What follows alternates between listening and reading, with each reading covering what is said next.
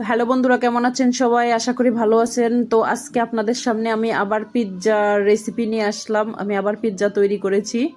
তো পিৎজাটা আমি আপনাদের আজকে দেখানোর কারণ হচ্ছে আমাকে কয়েকটা আপু পিৎজার রেসিপি দেওয়ার কথা বলেছিল। তো প্রথমে আমি একটা ডো বানিয়েছি। তো ডোটাকে আমি হচ্ছে ইস্ট এবং একটু গরম জল, একটু গুঁড়ো দুধ এবং ময়দা দিয়ে কিছুক্ষণ মাখিয়ে রেখেছি।